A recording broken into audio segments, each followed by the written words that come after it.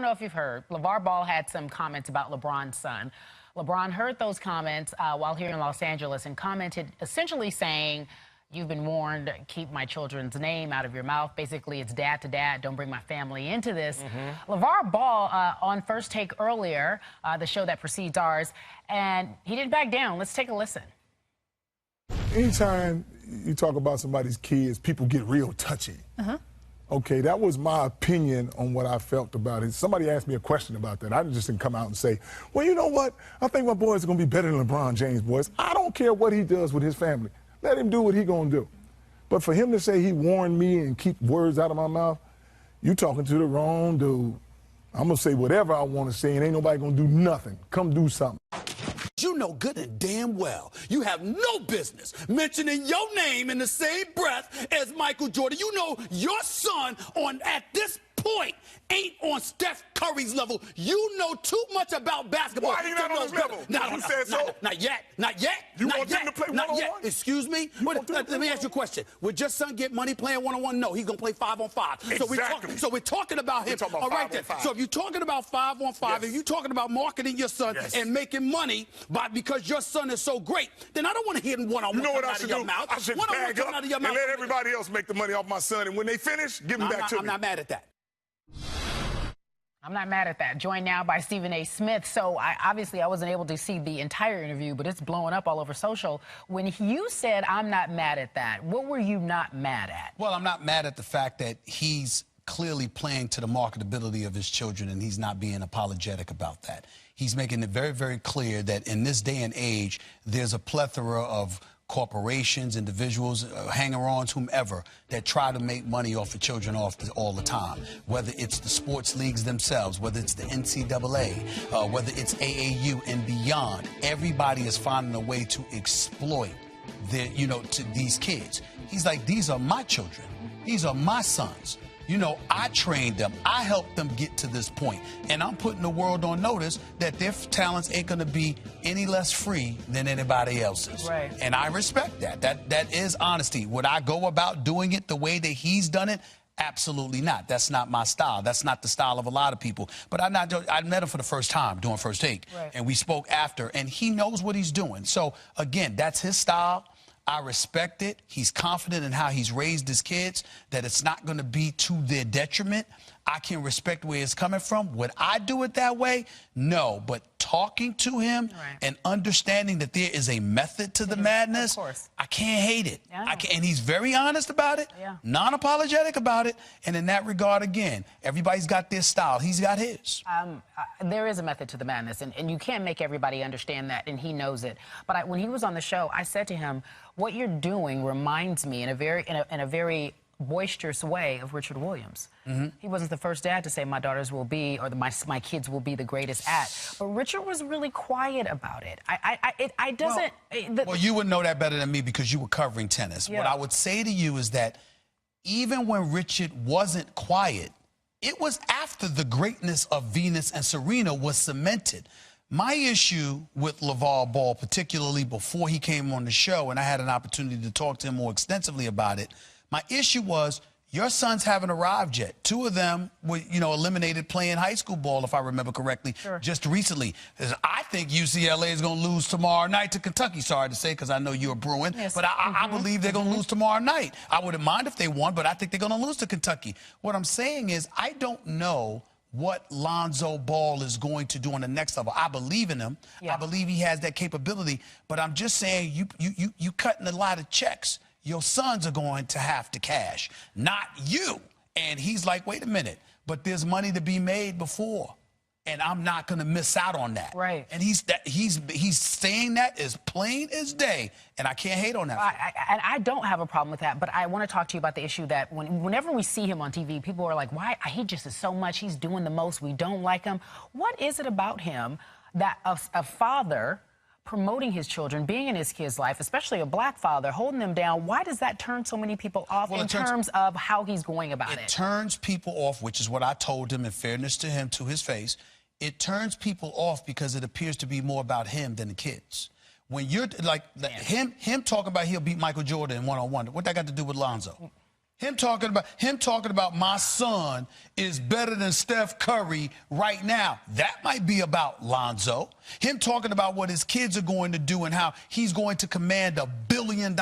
Yeah, that's somewhat about his kids, but it's more about him and what he is going to demand as a father. So the issue that people have had with him has nothing to do with his children. It has everything to do with the fact that they believe he's making it about him. And I told him flat out, my concern with him is that the world that we're living in, social media and beyond, everybody's got a camera phone. Because you're making yourself such a target, they can't touch you because you're a grown man with nothing to hide. Yeah. But they could go after innocent kids because we know how malicious this world is. Sure. His response was very interesting.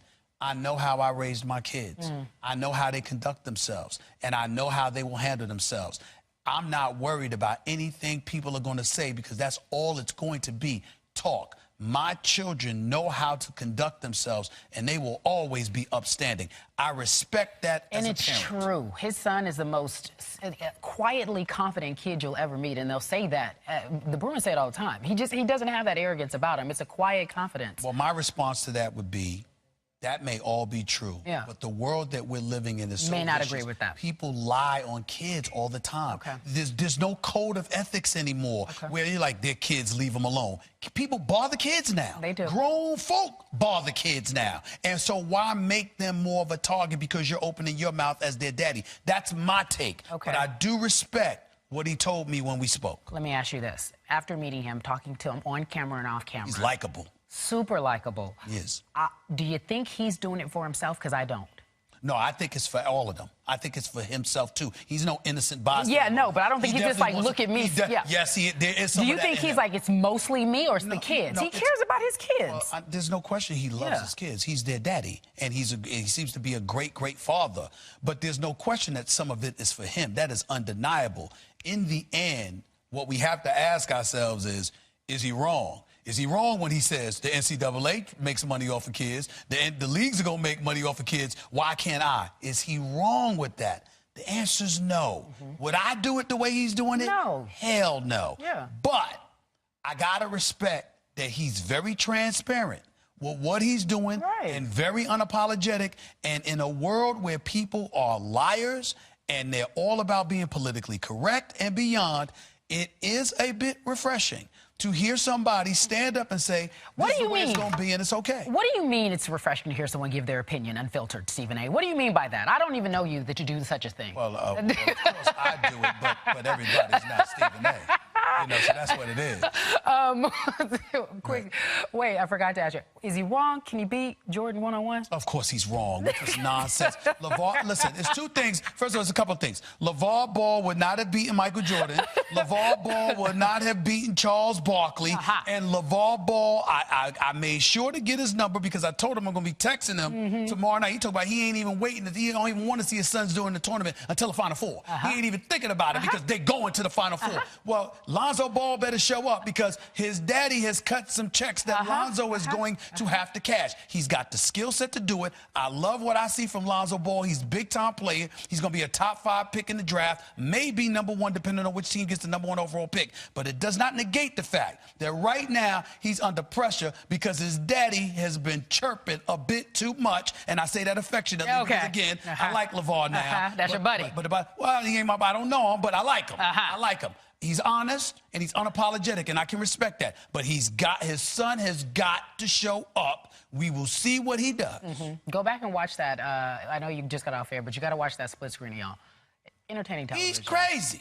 LeVar's crazy. Okay. I say that affectionately. Okay. The brother is crazy. But it's all right. It's all right. First Take in LA, Stephen A., the host, joining us here on Coast to Coast. Thank you so much, my friend. Thank you. David, back to you. All right, Kerry, we got a college basketball coach's perspective on this. LeVar Ball has certainly raised the profile of his son. He's raised the marketability of his son. So is UCLA. As Stephen A. put it, though, put a little bit of pressure on his son as well, maybe steal some of the attention. I don't know. What is he good or bad for Lonzo at this point in Lonzo's life? Look, I think he's a great dad because the way Lonzo carries himself is so impressive. The poise, his character. He's a terrific teammate. He plays the game the right way. Great kid. I mean, he is really impressive. To me, is he putting pressure on the kid? I don't think he's putting pressure on the kid because the kid, you know what? That's who his dad's been his whole life. That's who he is. But for him to say that, everyone's getting over on his son, UCLA's given him a stage. UCLA's put him on a platform. So, like, if he just wanted to go make money, you know what? Don't go to UCLA. Go overseas. Go make money. Start your marketing there. But, look, he's Kris Jenner. To me, that's what he is. He's a reality show. LeVar Ball is Kris Jenner. He's a reality show waiting to happen, and the kid just happens to be along with it. Now, let me ask you this. Yeah. He's talking about the billion-dollar contract for the shoes for all three sons. We know one commodity, all right? Lonzo Ball is a big-time player that's going to be a top 3 draft pick. The other kids, they're high school players that didn't win a state championship. I mean, let's not put them in the same category.